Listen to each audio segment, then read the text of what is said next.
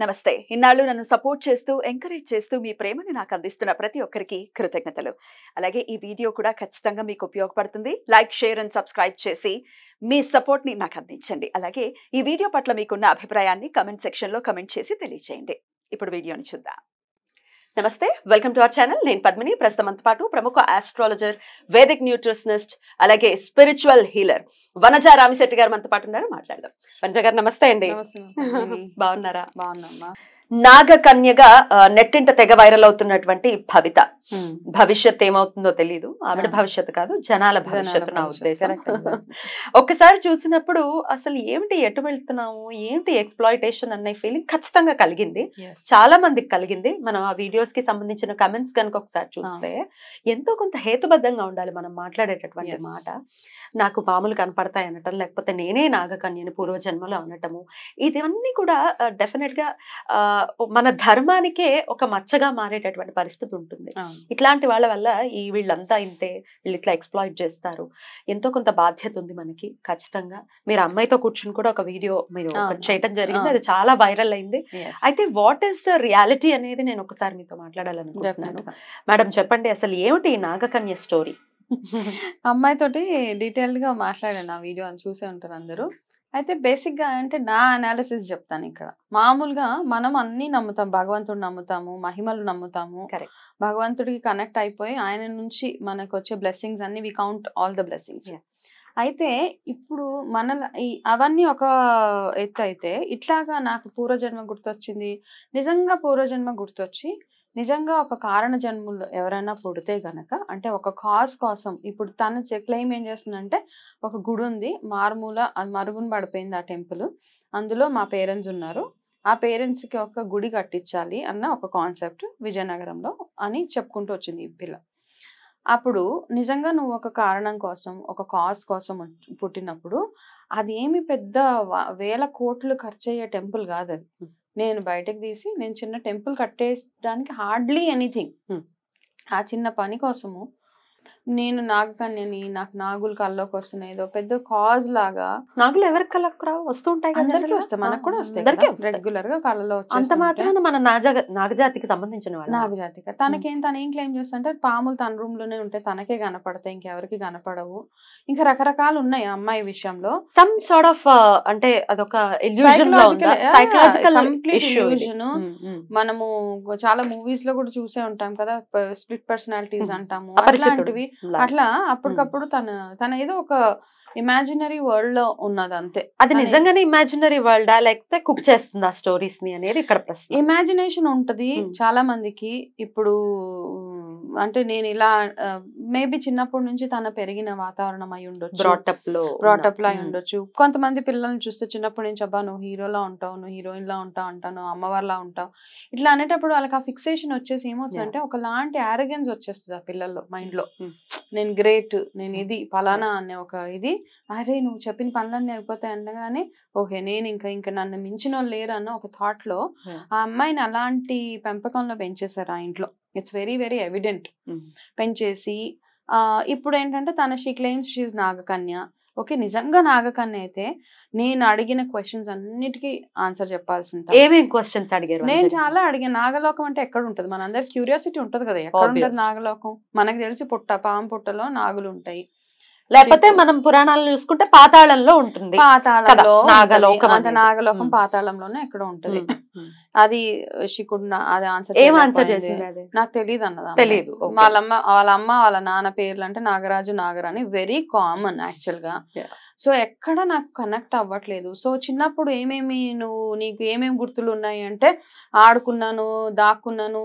అయితే ఇవన్నీ చూస్తుంటే ఏమవుతుందంటే, ఇప్పుడు పాస్ట్ లైఫ్స్ లోకి నేను పాస్ట్ లైఫ్ రిగ్రెషన్ చేసినప్పుడు నేను ఒక ఎగ్జాంపుల్ చెప్తాను మీ అందరికి, ఓకేనా? అంటే నేను అది ప్రొఫెషన్ గా చూస్ చేసుకోలేదు, ఓకే, నేను ట్రైనింగ్ చేసుకున్నా, నేను దాన్ని నా కోర్ ప్రొఫెషన్ గా చూస్ చేసుకోలేదు. ఎందుకంటే ఇలాగే కొంతమంది నమ్ముతాము, కొంతమంది నమ్మము. బట్ నా అసలు ఇది ఓకే, మేము ఒకరికి పాస్ట్ లైఫ్ రిగ్రెషన్ లో ఏమవుతుంది అంటే ఏంటి పాస్ట్ లైఫ్ రిగ్రెషన్? మనం పూర్వజన్మలో ఏంటి, మన కర్మానుసారంగా ఈ జన్మలో మనకు అయ్యే మంచి చెడులన్నీ మనకి తెలుసు కదా. మనం ఏదైనా మనకు కంటిన్యూస్ గా బ్లాకేజెస్ ఉన్నాయి లైఫ్ లో, ఏదో ఇన్సిడెంట్స్ అవుతూ ఉన్నాయి మనకు తెలవకుండా. ఇట్లాంటివి ఏవో మనకి ఆందోళన వచ్చినప్పుడు మనకు చాలా మందికి ఒక క్యూరియాసిటీ ఉంటుంది, అసలు నేను ఏంటి నా లాస్ట్ లైఫ్ లో తెలుసుకోవాలన్న ఒక యాంగ్జైటీ, క్యూరియాసిటీ అందరికీ ఉంటుంది. దానికి ఒక స్టడీ ఉంది. హిప్నోథెరపీ ద్వారా మనం ఏం చేస్తామంటే వాళ్ళని ఆ ప్రాసెస్ ద్వారా వెనక్కి తీసుకెళ్తాం పాస్ట్ లైఫ్ లోకి. అయితే పాస్ట్ లైఫ్ కనెక్ట్ అవ్వడం అంత ఈజీ కాదు. ఓకే, నిజంగా నేను ట్రైనింగ్ వెళ్ళి చాలా రోజులు ట్రైనింగ్ చేశాను, ట్రై చేశాను. కొంతమందికి నేను పాస్ట్ లైఫ్లోకి తీసుకెళ్ళలేకపోయేసరికి కొంతమంది తొందరగా కనెక్ట్ అవుతారు. అయితే ఇందులో కూడా కేటగిరీస్ ఉంటాయి. కొంతమంది బాగా మెడిటేషన్ చేసి వాళ్ళ ఆరా బాగుండి అంతా ఉంటే కనుక వాళ్ళు తొందరగా వాళ్ళని మనం పాస్ట్ లైఫ్ లోకి తీసుకెళ్ళొచ్చు. ఆ పాస్ట్ లైఫ్ ఇమాజినే కాకుండా రియాలిటీ అని ఎలాగ మనం నమ్మొచ్చు? వాళ్ళు చెప్పే ఇన్సిడెంట్స్ ఏవైతే ఉంటాయో కనెక్ట్ చేసేస్తారు. ఈ లైఫ్ లో వాళ్ళకి జరిగే ఇన్సిడెంట్స్ ని వాళ్ళ లాస్ట్ లైఫ్ లో వాళ్ళకి జరిగిన లాస్ట్ లైఫ్ అంటే నాట్ నెసెసరీలీ అందరూ మనిషి జన్మ మళ్ళీ మనిషి జన్మగా పుట్టాం. ఫస్ట్ అది గుర్తుపెట్టుకోవాలి. ఓకే, లైఫ్ బిట్వీన్ లైఫ్స్ ఉంటాయి. ఎన్నో కొన్ని కోట్ల జన్మలు ఎత్తుతూ ఉంటాం మనం. 7 జన్మలు కాదు, 8 జన్మలు కాదు. ఒక పురుగు గానో పుట్టగానో చెట్టు పుట్ట ఏదేదో అయి పుడుతూ ఉంటాం మనం. అయితే మనకున్న మనిషి జన్మలో ఉన్న మన మెమరీస్ అన్ని మనం చూడగలుగుతాం అనమాట. సో ఏం చేస్తారంటే మెల్లిమెల్లిగా వెనక్కి తీసుకెళ్తూ ఒక మనని హిప్నోథెరపీ ద్వారా తీసుకెళ్లి అమ్మ చిన్నప్పుడు వరకు తీసుకెళ్తారు. చిన్నప్పుడు నుంచి ఇప్పుడు 40 years వాళ్ళు 40, 30, 25 years అప్పుడు ఎట్లా ఉన్నావు, 1 year అప్పుడు ఎట్లా ఉన్నావు, మీ మదర్ ఊంబ్ వరకు తీసుకెళ్ళి ఆ ఊంబ్ కంటే ముందు నువ్వు ఎక్కడున్నావు అక్కడ నుంచి కనెక్ట్ అయ్యే ప్రాసెస్ లో మనకి అలా కనెక్ట్ అవుతాం. మ్యాచ్ అవుతుంది అయితే ఇప్పుడున్న లైఫ్ కి పాస్ట్ లైఫ్ కి డెఫినెట్ గా మ్యాచ్ అవుతుంది చాలా విషయాలు. కొంతమంది చాలా అంటే ఒకలాంటి దీంట్లో ఉంటారు అనమాట. నేను పూర్వజన్మలో రాజు రాణి అంత తగ్గి ఎవరు బెగ్గర్ అని మాత్రం ఎవరు రారు మన దగ్గరికి. నేను పూర్వజన్మలో స్ట్రీట్ లో అడుక్కునే ఉన్నా అట్లా ఎవరు అనరు.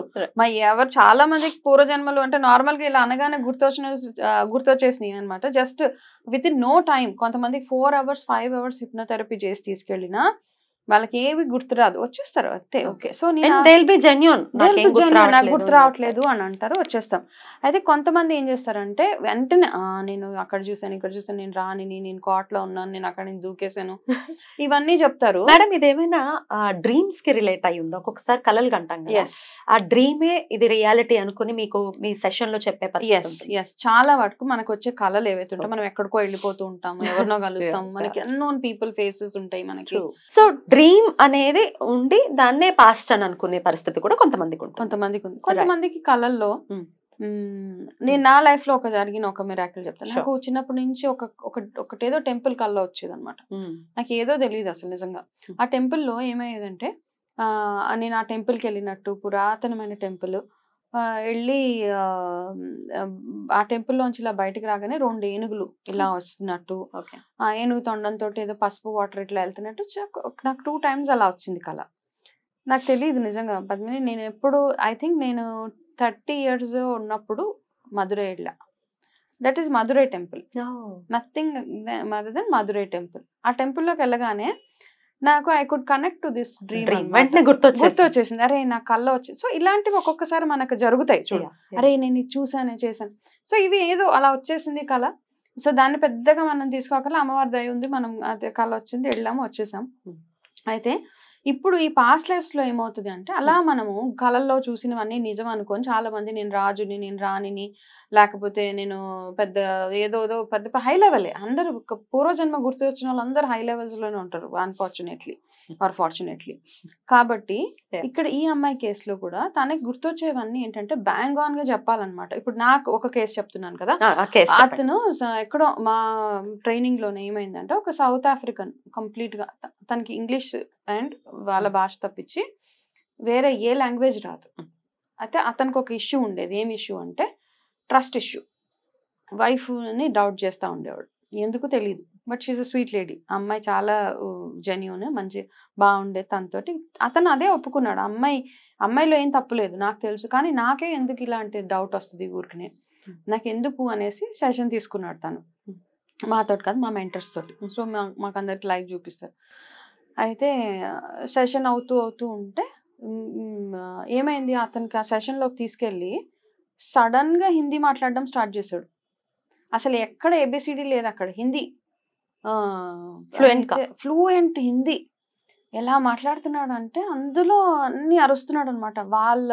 తన లాస్ట్ లైఫ్ లో ఉన్న వైఫ్ తోటి ఏదో ఇష్యూ ఉండడం వల్ల ఆ లాస్ట్ లైఫ్ థాట్స్ ని ఎలా క్యారీ చేసి ఈ లైఫ్ లోకి అది పోవన్నమాట. మనకి పూర్వజన్మ వాసనలు అది అలా ఉండిపోయి మనం చాలా మందిని చూస్తాం, ఫైర్ అంటే భయపడిపోతారు, చాలా హైట్స్ భయపడుతూ ఉంటారు. అలా అంటే బేసిక్ గా అట్లా ఉన్నప్పుడు ఏంటంటే వాళ్ళకి దాని ద్వారా ఏదైనా హాని జరిగి ఉండవచ్చు. నిప్పు ద్వారా గానీ, హైట్ నుంచి పడిపోయి ఉండొచ్చు, వాటర్ లో ఏదో అయిపోయి ఉండొచ్చు.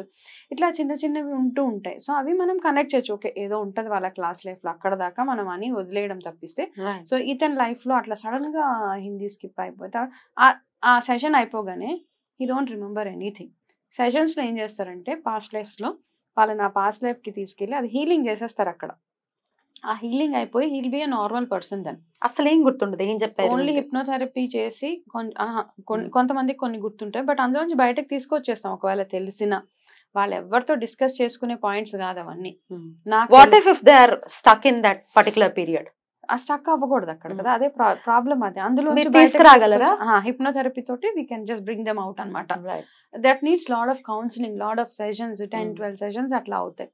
అట్లా అయ్యేటప్పటికి కానీ ఈ అమ్మాయి విషయంలో మాత్రము it is, I feel that complete గా ఏంటంటే మనం అనవసరంగా ఎవరో ఒక అమ్మాయిని తెచ్చేసి ఏదో మూవీస్ లో చూస్తున్నట్టు ఇప్పుడు నాగదేవత అనేసి అమ్మాయికి పూజలు చేసేసి మన మూఢనమ్మకాలను అన్ని రుద్దేసి లేని దగ్గర అనవసరంగా don't waste your energy. So ఇది పక్కా మూఢనమ్మకమే, అమ్మాయి ఎక్స్‌ప్లాయిట్ చేసే విధంగానే అమ్మాయి గాని వాళ్ళ మదర్ గాని ఉన్నారని మీరు అనుకుంటున్నారా? ఎక్స్‌ప్లాయిటేషన్ టోటల్లీ అంతే, అక్కడ ఏం లేదు. అంటే నిజంగా నాగదేవత ఉన్నప్పుడు తను నిజంగా దేవత అయితే ఒక చిటికలో పని తన టెంపుల్ తన కట్టించుకోవడం. తన టెంపుల్ అంటుంది అందరూ భక్తులు రావాలి, భక్తి ఉంటే వస్తాం. నువ్వు భక్తి ఉండాలి అని ఎక్కడ రూల్ లేదు. భగవంతుడు కూడా మన మీద భక్తి రుద్దలేడు కదా, మనకి రావాలి మనసులో నుంచి. మేడం ఇంకొక పాయింట్, వాళ్ళ అమ్మగారు అంటూ ఉన్నారు పొలుసుల్లాగా అమ్మాయికి మొత్తం బెడ్ మీద మొత్తం అలా వచ్చేస్తుంది, పాము ఎలా అయితే తన దీని స్కిన్ వదిలేస్తుందో ఈ అమ్మాయికి కూడా అదే జరుగుతుంది. దీనికి ఏమైనా ఆధారాలు ఉన్నాయా? దీంట్లో నిజానిజాలేంటి? అది ఏం లేదమ్మా, maybe some kind of dry skin ఉన్నప్పుడు, ఎగ్జిమా ఉన్నప్పుడు మనకి ఇట్లా పొట్టు ఇలా రాలిపోతూ ఉంటది. అవన్నీ చూసి మనం పాము స్కిన్ అనుకుంటే ఎట్లా? ఎగ్జిమా చూసి పాము అనుకుంటే ఎలా? ఎగ్జిమా కూడా అలాగే పొలుసులుగా రావటం అంతే వచ్చేస్తుంది కదా, మనం చూస్తుంటాం ఇట్లా. అట్లా స్కిన్ డిసీజ్ లో ఎన్నో రకాలు ఉన్నాయి అన్నమాట. పొట్లు వచ్చేస్తూ ఉంటది, స్నేక్ స్కిన్ లాగా. అవన్నీ చూసేసి మనము దీన్ని ఏదో అమ్మాయి నిజంగానే పాము అనేసి అమ్మాయిని ఏదో ఒక టాప్ లో కూర్చోబెట్టేసి యంగ్ పిల్ల తన ఫ్యూచర్ ని పాడు చేసుకునే ప్రాసెస్ లోనే ఇందులోకి వచ్చింది తప్పిస్తే తర్వాత రోజు ఎవరు ఉంటారు? ఇప్పుడు ఏమవుతుందంటే తన వెనకాల ఒక 10 మంది చేరుతారు ఇప్పుడు బిజినెస్ మైండ్ తోటి. ఓకే, నిజంగా నువ్వు అమ్మవారివి, నిజంగా నువ్వు నాగదేవత అని చెప్పేసి. ఎందుకంటే ఇట్స్ ఆల్ మనీ కదా. నువ్వు టికెట్లు తీసుకుంటావా, ఫీజులు తీసుకుంటావా, లేకపోతే డబ్బులు చార్జ్ చేసి అమ్మాయితో లేనిపోనివన్నీ చెప్పించేస్తాం. మనం పిచ్చోళ్ళం అందరం నమ్మేస్తాం అవన్నీ. చాలా మంది ఉన్నారు అలాగా. ఇప్పుడు ఆల్రెడీ వెళ్తున్నారు. అనవసరమైనవన్నీ చేయొద్దు. నిజంగా నాగదేవత ఉంటే ఎవరికి హాని చేయదు. మనం దండం పెట్టుకుంటే అమ్మవారికి ప్రార్థిస్తే ఎటువంటి హాని ఎవరికి జరగదు. కానీ ఇక్కడ అనవసరంగా ఈ పిచ్చిలోకి వెళ్ళిపోయి జనాలు ఇంక అమ్మాయిని పట్టుకొని చాలా హైప్ చేసేస్తున్నారు. టూ మచ్ ఆఫ్ హైప్ అనమాట అమ్మాయిని కూర్చోపెట్టి. అంటే ఇక్కడ బేసిక్ గా ఏంటంటే ఏదో కంటెంట్ కోసమో లేకపోతే వ్యూవర్షిప్స్ కోసమో ఇట్లా చేసేసి అనవసరంగా డోంట్ స్పాయిల్ యంగ్ గర్ల్, ఒక యంగ్ పిల్ల లైఫ్ ని ట్యూన్ చేసే ప్రాసెస్ లోనే ఉన్నారు. డెఫినెట్లీ. అయితే వీళ్ళు ఎక్స్‌ప్లాయిట్ చేయటం, వీళ్ళు డబ్బులు దున్నుకోవటం లాంటిది విషయం పక్కన పెడితే వాట్ ఈస్ హర్ ఫ్యూచర్ అండి? ఫ్యూచర్ లో ఎట్లా ఎవరైనా ముందుకు రావాలి, అమ్మాయి లైఫ్ సెటిల్ కావాలి, పెళ్ళి అవ్వాలి, నార్మల్ లైఫ్ ని లీడ్ చేయాలి, అసలు ఇట్లాంటి పరిస్థితి ఉంటుందా లేకపోతే ఇదే దందాలో ఉంటారని అనుకోవచ్చా? ఇప్పుడు అమ్మాయిని అవి కూడా క్వశ్చన్స్ అడిగా. పెళ్ళి అంటే నేను చేసుకోను అంటుంది. సరే చేసుకోకపోయినా ఒక పాయింట్ లో మనకి ఏ ఆడపిల్లకన్నా ఉంటది లైఫ్ లో సెటిల్ అవ్వాలని. అప్పుడు ఒక్కసారి వెనక్కి తిరిగి చూసుకుంటే ఇదంతా ఎందుకు ఇంత బ్లండర్ చేశానా అన్న ఫీలింగ్ కూడా ఉంటది అక్కడ. సో కాబట్టి ఫ్యూచర్ ఏం లేదు, ఇక్కడికి ఇది స్టాప్ చేసి అమ్మాయిని కొంచెం ఏదైనా కౌన్సిలింగ్ లాంటిది ఇప్పించి అందులోంచి బయటకు రా. I think both the mother also needs counselling అక్కడ. అమ్మాయి కాకుండా వాళ్ళ అమ్మకి కూడా కాస్త కౌన్సిలింగ్ అవసరం. ఇక్కడ ఇద్దరికి కౌన్సిలింగ్ చేసి నార్మల్ లైఫ్ లీడ్ చేయండి అని చెప్పాలి. ఇట్స్ నాట్ మనకేదో చాలా చెప్పింది కెమికల్ పడదు ఇది నాకు అంటే కొంచెం మనకు బుర్ర వేడెక్కిపోతుంది అవన్నీ కూర్చుంటే. కానీ అనవసరంగా హైప్ చేయొద్దు. రైట్. ఆ అమ్మాయి కొంత అరగెంట్ అనే మాట కూడా బయట వినపడుతుంది. What is your opinion? Yeah of course she is arrogant, చాలా అరగెంట్. ఎందుకంటే తను నమ్మిందే తను అంటే అందులోంచి బయటకు రాలేకపోతుంది అమ్మాయి. అందరూ తన నాగదేవత కూతురు అని నమ్మాలి అన్న దాంట్లో ఫిక్సేషన్ లో ఉంది తను. అందుకని మనం కాదు అన్నప్పుడు తనకి కోపం వస్తుంది, నేను బుసలు కొడతాను అట్లా ఇట్లా అంటుంది. సో అక్కడ అదేమీ లేదు. ఓకే, మనము తనని అట్లా క్రియేట్ చేసేసారు వెనకాల సపోర్ట్ తోటి. అయితే ఈ నాగబంధం వేస్తాము, మాకు మాత్రమే వచ్చా నాగబంధం వేయటం, లేకపోతే ఆ నాగబంధాన్ని తీసేటటువంటి ఆ పద్ధతిగా మాకే వస్తుంది, మేము బయటికి కూడా చెప్పమని తను మాట్లాడటం జరుగుతుంది. ఏమిటి నాగబంధం అంటే అసలు? ఇప్పుడు అది కొత్తది, మళ్ళీ కొత్త స్టోరీయా? కొత్త స్టోరీ. నాగబంధాలు ఇవన్నీ కొత్త కొత్తగా అనమాట. ఒక్కొక్క దాంట్లో ఒక్కొక్కటి చెప్తున్నారు, ఒక్కొక్క ఇంటర్వ్యూలో. బికాజ్ ఏం చేస్తున్నారంటే ఒక ఇంటర్వ్యూ చేసిన తర్వాత ఆ కింద కామెంట్స్ అవన్నీ చూసేసి నెక్స్ట్ ఇంటర్వ్యూకి they are preparing with new subject all together. నేను నా ఇంటర్వ్యూ ఒక దాంట్లో అడిగాను, లిప్స్టిక్ మనకి కెమికల్స్ పడవంటే లిప్స్టిక్ పెట్టుకున్నాం అంటే, తర్వాత ఇంటర్వ్యూస్ లో they stopped using lipstick. Okay, lipstick మానేశారు. అక్కడ ఎవిడెంట్ గా కనబడుతుంది, చాలా ఎవిడెంట్ గా కనపడుతుంటే అవి చూసి ఇదొక టైం పాస్ తప్పిస్తే అక్కడ మనకి అయిపోయేది ఏమీ లేదు. నిజంగానే అనవసరంగా ఆ పిల్లని ఫ్యూచర్స్ పాడు చేసేసి షీ నీడ్స్ కౌన్సిలింగ్. ఎక్కడైనా ఒక దాంట్లో పెట్టేసి ఒక 6 నెలలు అమ్మాయికి ప్రాపర్ కౌన్సిలింగ్ ఇచ్చి తన నార్మల్ లైఫ్ లీడ్ చేసేలాగా అమ్మాయిని మనము ఎవరైనా హెల్ప్ చేస్తే బాగుంటది. రైట్. అయితే వనజ గారు ఇంకొక పాయింట్, డెఫినెట్ గా మన ధర్మంలో సైన్స్ ని ఖచ్చితంగా ఇన్కల్కేట్ చేశారు. సైన్సే ఉంటుంది ప్రతిదీ, ఏకాదశి ఉపవాసాల దగ్గర నుంచి ఎవ్రీథింగ్ ఇస్ సైన్స్. ఈ స్పర్మ్ కూడా పాములానే ఉంటుంది, స్పర్మ్ వెళ్లే విధానం కూడా, ఒక పుట్టుక జరిగే విధానం కూడా పాములానే ఉంటుంది. యాక్చువల్ గా పాముల్ని దేవతల్ని చేయటానికి గల కారణము డెఫినెట్ గా ఒక పవిత్రత తీసుకురావటం, because of the sperm, sperm వెళ్లేటటువంటి పద్ధతిని బట్టి.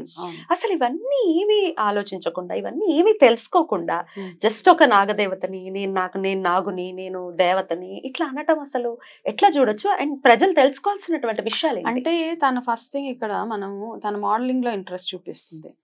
She wanted to become a model. అయితే ఆ మోడల్ అయ్యే ప్రాసెస్ లో తనకి ఏదో ఒక రకంగా she has to get her mileage రావాలి కదా.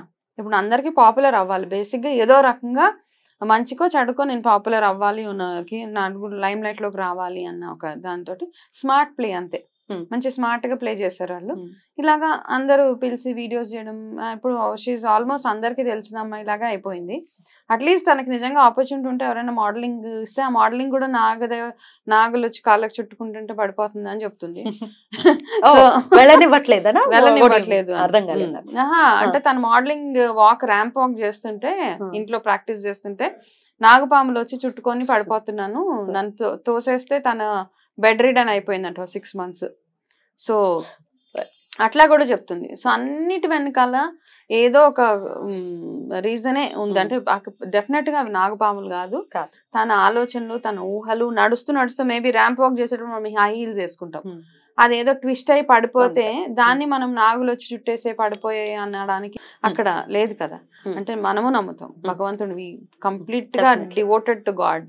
కానీ ఇట్లాంటి భగవంతుడు ఎప్పుడు మనకి హామ్ చేసేలాగా, అవతార పురుషులు వాళ్ళందరూ డిఫరెంట్ గా ఉంటారు. ఎవరైనా కారణ జన్ములు బయటకు వస్తారా? బయటకు రారు.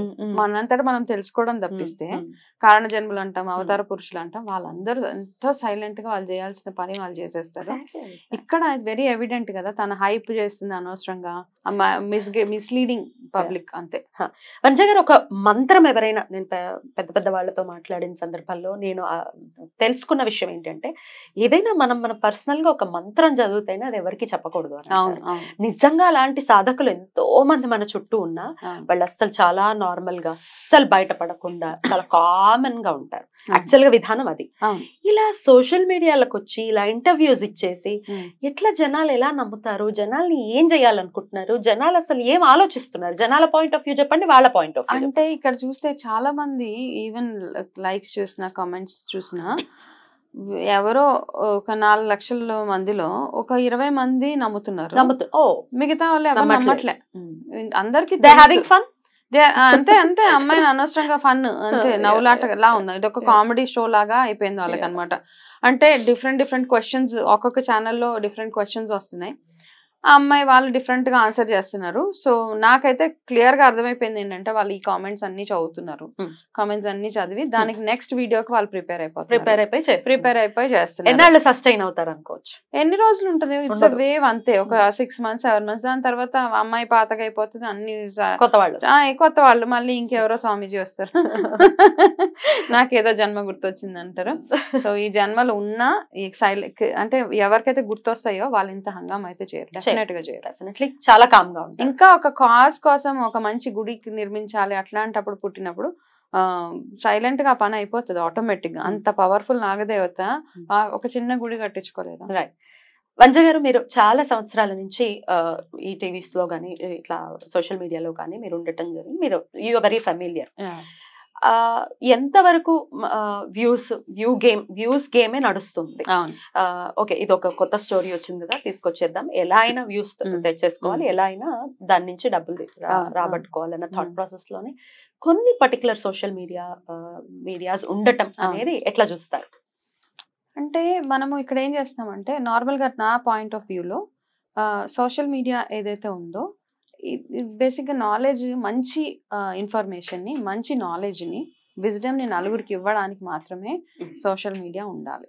బేసిక్ గా అలా ఉన్న ఛానల్స్ ఉన్నాయి, చాలా. మరి వాళ్ళకి రీచ్ ఎలా ఉంది అనేది ప్రశ్నార్థకం. అదే కదా, ఎందుకంటే మనం ఏదైనా నార్మల్ గా నిజంగా మంచి చెప్పినప్పుడు అసలు 500-600 వ్యూస్ వెళ్తాయి.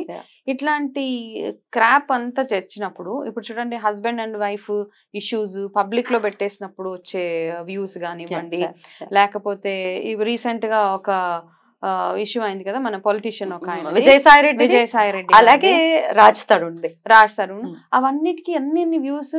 అంటే దాని వల్ల మనకి పనికొచ్చేది ఏం లేదు, బేసిక్ గా నథింగ్, జీరో అన్నమాట. అలాంటివి చూసి మనం ఉత్సాహం పొందడం తప్పిస్తే టైం పాస్ అంతే. మనకి ఏం టైం లేదు కాబట్టి ఏదో ఒక, ఇంతకు ముందు ఏంటో ఎల్లమ్మ పుల్లమ్మ పక్కన ఇంటి అమ్మ ఎదురు ఇష్యూస్ ఉండేవి. ఇప్పుడు అందరు బిజీ పనులలో వెళ్ళిపోయారు కాబట్టి ఏదో ఒకటి ఉండాలి కదా మనకి. ఇదే అవుతుంది ఇప్పుడు, ఇదే పుల్లమ్మ కదా, ఫోనే పులిసిపోయిన స్టోరీ. ఇవన్నీ చూసి జెన్యున్ గా ఆరోగ్యం పరంగా ఏమైనా చెప్పినా గానీ, ఒక మంచి మాట చెప్తే గానీ అవన్నీ వెళ్ళవు కదా వ్యూస్. మంచి మాట మంచి మనకొద్దు, ఇలాంటి పిచ్చి కంటెంట్ అయితే కావాలి డెఫినెట్ గా. అండ్ డిమాండ్ అండ్ సప్లై లానే ఉంది ఇప్పుడు సోషల్ మీడియా. ఏం చేస్తుంది అంతే కదా, వాళ్ళకి కూడా డబ్బులు కావాలి. పిచ్చి ఎందుకు, ఎవరికి పనికిరాని కంటెంట్ వేసే వాళ్ళకి అంటే అది ఎవరికి ఉపయోగపడుతుంది? ఈ మధ్య ఏదో ఒక రూల్ వచ్చినట్టుంది కదా, దే బ్యాన్ చేశారు, చాలా మటుకు ఛానల్స్ ని క్లోజ్ చేస్తున్నారు. అంటే ఇలాంటి అన్నెసెసరీ కంటెంట్ ఎవరి కోసం, అసలు ఎవరికి డబ్బులు, మన వ్యూస్ వల్ల అవతల వాళ్ళు డబ్బులు సంపాదించుకోవడం తప్పిస్తే ఏం లేదు, దేర్ ఇస్ నథింగ్ అక్కడ. సో మనం కూడా చేయకుండా ఉంటే, మనం కూడా చూడకుండా ఉంటే, ఎండ్ ఆఫ్ ది డే ఒక వ్యూవర్ గా నేను చెప్తున్నాను, చూడకుండా ఉంటే డెఫినెట్ గా ఇది తగ్గుతుంది. ఎందుకంటే ఇప్పుడు మనం రెట్టివి భక్తిలో చూసుకుంటే భగవద్గీత గురించి వీడియోస్ చేసిన సందర్భాలు ఉన్నాయి. ఇప్పుడు అదే నేను రెమెడీస్ చేశాను. 10 లక్షలు వెళ్ళింది కూడా వెళ్తాయి. మనకి ఏంటంటే ఈజీగా ఉండాలి, ఏదైనా ఈజీగా ఉండాలి, కన్వీనియంట్ గా ఉండాలి, మనకి మనసుకి నచ్చింది అయి ఉండాలి. అలాంటివన్నీ ఉంటే మాత్రం అదే ఒక అబ్బాయి 4 అమ్మాయిల్ని మోసం చేశాడు, ఇది అయింది అంటే సూపర్ వ్యూస్ వెళ్ళిపోతాయి. అండ్ ఆ కంటెంట్ ని హోల్డ్ చేసే వాళ్ళు, ఆ కంటెంట్ ని ప్రమోట్ చేసే వాళ్ళే పాపులర్ అవుతారు. అట్లాంటి కొంత మార్పు చూసే వాళ్ళల్లో కూడా రావాలి డెఫినెట్ గా. మరి వీళ్ళ ఎక్స్‌ప్లాయిటేషన్ కి ఒక చెక్ పడాలి, డెఫినెట్ పడాలి. ఇక్కడ అనవసరంగా వీళ్ళని మళ్ళీ అందరు పిలిచేసి, అంటే ఫ్రాంక్లీ స్పీకింగ్ ఏదైనా వేరే ఉపయోగపడే వాటి మీద ఇంత ఫోకస్ చేస్తే, ఏదన్నా ఒక మంచి పని మీద, ఈ మధ్య ఎన్నో ఉన్నాయి చెయ్యాలంటే, అవన్నిటి మీద ఫోకస్ చేస్తే గనక చాలా బాగుంటది. అనవసరంగా వీళ్ళని అనవసరంగా హైప్ చేయొద్దు. వాళ్ళకి కూడా చెప్తున్నాను, దీనిగా అనవసరంగా మీ అమ్మాయి లైఫ్ మీరు పాడు చేసుకోకండి వేస్ట్ గా. అంటే జస్ట్ 22 years అమ్మాయి, మోసపోకండి. అంటే మీరు మోసపోయే అంటే తెలివి తక్కువ ఏం కాదు, కానీ మన జీవితాలు ముఖ్యం కాబట్టి డెఫినెట్ గా ఇది ఎక్స్‌ప్లాయిటేషన్ అనే చెప్తున్నారు కాబట్టి తస్మాత్ జాగ్రత్త. మీ వ్యూస్ ని ఖచ్చితంగా తెలుసుకోవాలన్న ఉద్దేశంతో అడగడం జరిగింది. అడిగిన వెంటనే మాకు మీ సమయాన్ని ఇచ్చినందుకు కృతజ్ఞతలు. Thank you so very much. నమస్తే.